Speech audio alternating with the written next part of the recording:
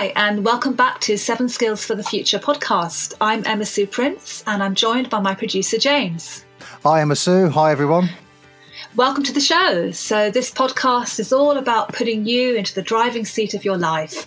And these 7 skills will make you so much happier and help you to live a life of meaning and purpose just by using these skills every day.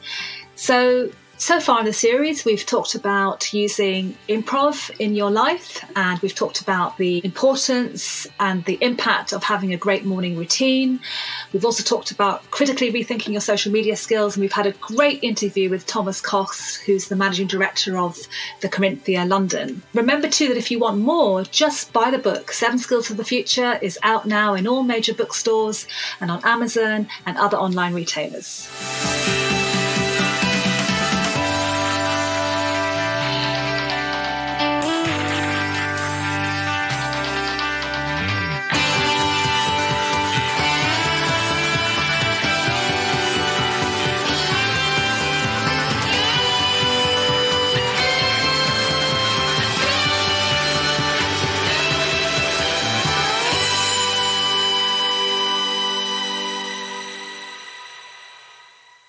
So, Emma Sue, what are we going to be talking about in today's episode? So in this episode, I want to talk more about empathy. So I used to have a deep fear of dogs, and I avoided them all my life because as a child I was bitten by one. And then 3 years ago, we got a golden retriever puppy named Oscar, and I became a dog owner. That's really interesting because I had a very similar experience. I wasn't bitten by a dog, but I was chased by one when I was very, very small. And I was scared of dogs until I was a teenager. But unlike you, I've never owned a dog since. So I'm really interested how this has affected you. What have I missed out on? I totally get that, because if you've had an early experience like that, it will influence how you feel for quite a long time. And so it was a big step for me to get a dog. But I have to say that Oscar has taught me so much about empathy. So I want to talk in this podcast about how we can actually learn empathy skills in most situations, and how I learnt it from Oscar, and why we absolutely have to try and look for everyday situations where we can practice empathy, and how using empathy can really transform our personal and professional relationships. Great. Okay. Let's see what I can learn today then. Let's begin at the beginning. What is empathy? Well, empathy can be a misunderstood skill because it's often confused with sympathy. And, we express sympathy very, very easily, feeling for someone. But actually, empathy is much more about experiencing what someone else's emotions and feelings are in the moment. And most importantly, without judgment. And that's really hard for us to do because we tend to rush in, we want to help, we want to give advice, we want to judge the situation, give our view. And quite often it's just simply sitting with whatever is happening with that other person. So it's a great skill for really transforming our relationships. And it doesn't necessarily mean that we have to agree with what someone else is going through. It can just mean acknowledging and validating. And I'll give you an example of this because one of my clients was telling me the other day that at work, he tends to have the same interaction day after day with this particular person who wants to kind of download, and this is his words, wants to download a ton of information to him. And we discussed the relationship, and we discussed its relative importance because it's a work relationship. And the easiest way to act with empathy in that kind of situation, like when you don't feel like it, is to validate the other person. So that can be as simple as, great, thank you so much, with a smile. And then that other person walks away from that really short interchange feeling positive, feeling good. And that kind of situation is really important when it comes to work. So why is empathy such a hard skill to master? It's largely because we do tend to judge things quite quickly. We operate all the time from inside our own little bubble, our own perspective. And so we judge everything from that bubble as well. And so it takes real effort to be willing to be able to step out of that and be really present with someone.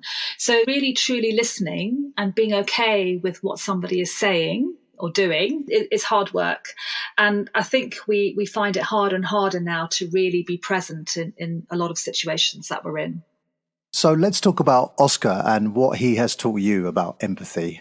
When we first got Oscar, I had absolutely no idea how to deal with a puppy. I'd read a lot of books and tried to find out as much as I could. And I wanted to be willing and open to having a puppy because my family really wanted to get one. And I kind of got to the point where I was thinking, this lifelong fear of dogs, I just need to kind of get over it and get on with it. But actually the reality was quite different. And the very first thing I had to sort of begin to understand was that dogs don't speak English. So no matter what I said to him, it was not going to get him to behave the way I wanted, and it was a waste of time. So if I shouted at him or said things that I thought would make a difference to his behavior, wasn't going to work. So the first thing I had to do was learn dog language. I had to learn his gestures, his way of communicating. And it was such an insight to me. I'd never experienced anything like that before. And it took a lot of patience, and it took weeks and weeks of daily learning. And it really forced me to repeat the lesson over and over again until I learnt it. It really did, like nothing else I've ever experienced.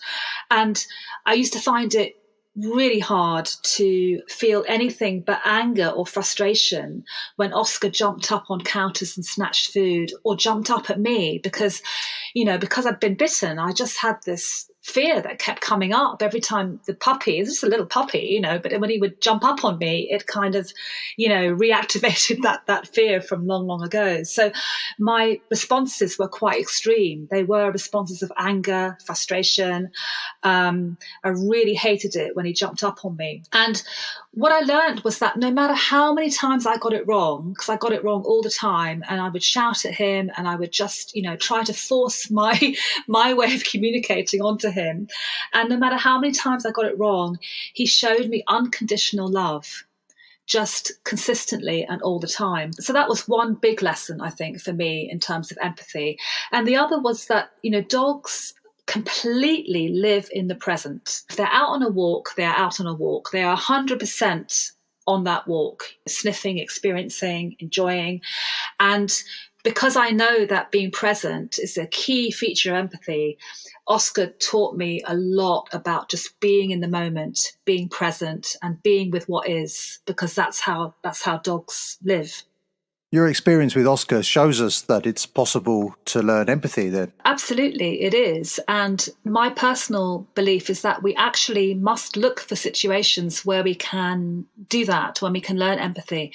And this is really important because if we're talking about behaviour change and developing a skill, which is what I believe empathy is, it's an actual skill that we can develop, then we need to practice it in all different kinds of situations. We're never going to be able to show empathy in a difficult situation if we don't know how to use it and tap into it in everyday situations. So if empathy is about listening and being present, we'll never do that well unless we actually learn how to be present, how to be mindful every day.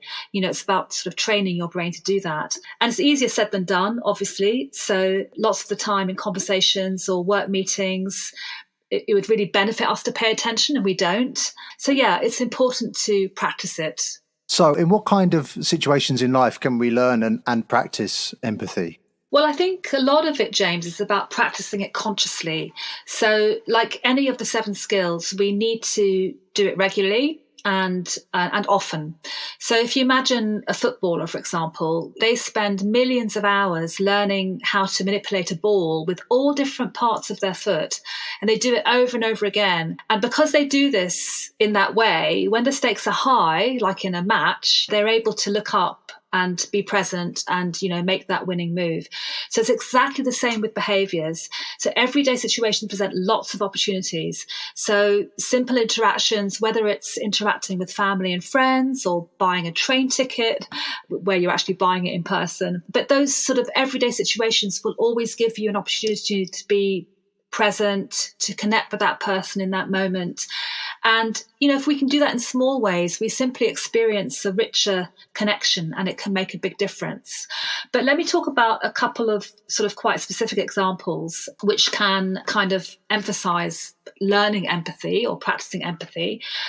So one thing that's quite good to do is if you go to a news site and you read a story about something, someone experiencing something that you have never directly experienced. It could be in a sort of war-torn crisis situation, or just something that you would never have necessarily directly experienced yourself.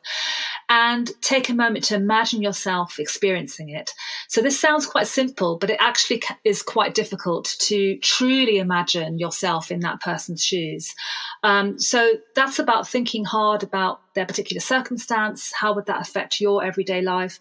What would it feel like to be that person? What sort of obstacles would you face? What opportunities would you have? So that's a kind of very conscious way that you could be developing empathy skills by doing that kind of exercise for yourself. The other ways are to become more aware when someone tells you something, become more aware of any kind of passing judgment that you might have, because it's quite instant. It takes a nanosecond for us to judge something. So just to become more aware of that and try to suspend it just for a second. When we are tempted to pass judgment on someone because of something they've done or something that they've said, or something that we think is wrong, do we actually really know what's going on with that person? So it's just being more aware of that.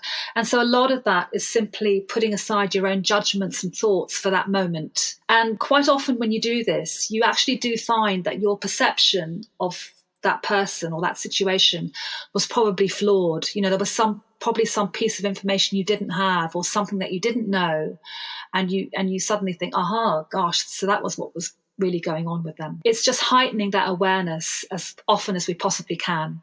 But surely there are times in life when it's difficult to have empathy for someone. How do we try and apply it in those situations? Oh my gosh, of course it's difficult. People we don't like, people that we don't get on with, or we feel has done us a disservice, or, anything at all.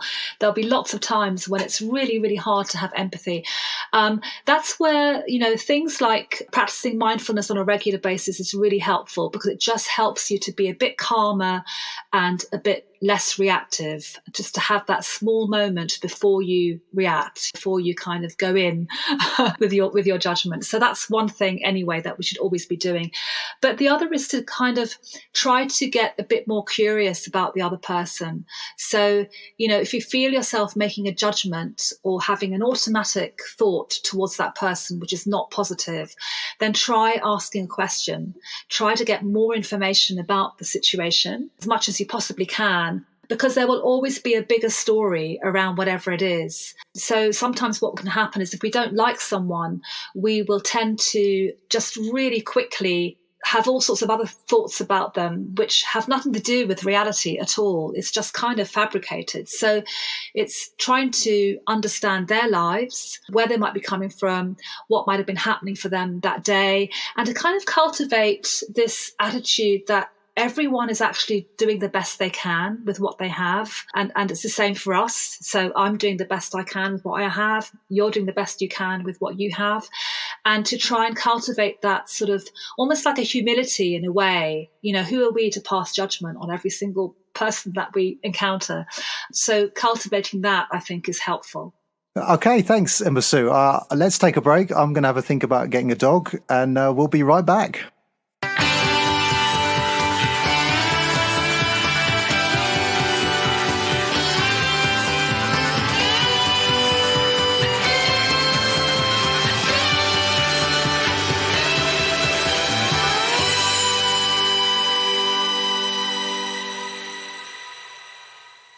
It's time now to take a question from one of our listeners for Emma Sue. So today's question is from Louise from Italy. She says, I have a lifelong friend and now I find it really hard to communicate positively with her.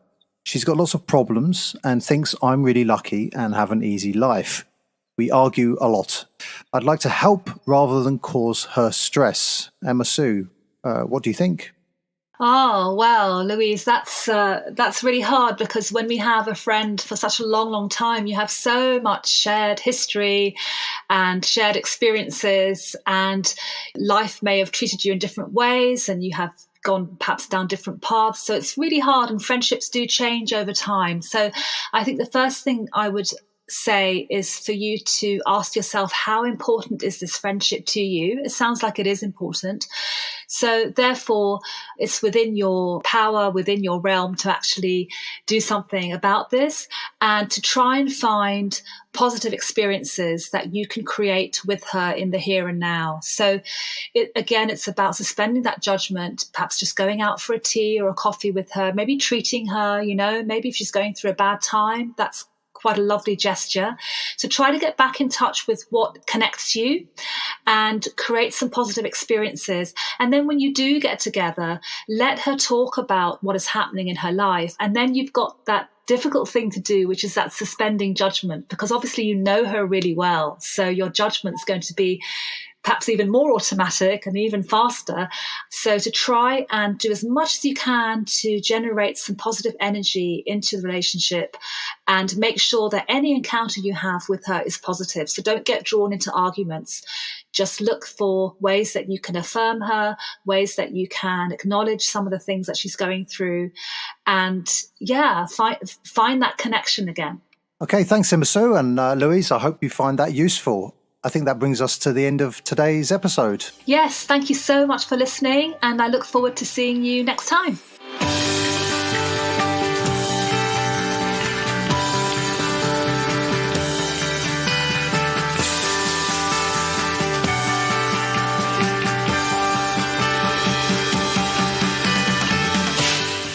Thank you for listening to the 7 Skills for the Future podcast. There are all sorts of things you can do to boost each of the 7 skills. If you want more ideas, you can buy the book, 7 Skills for the Future.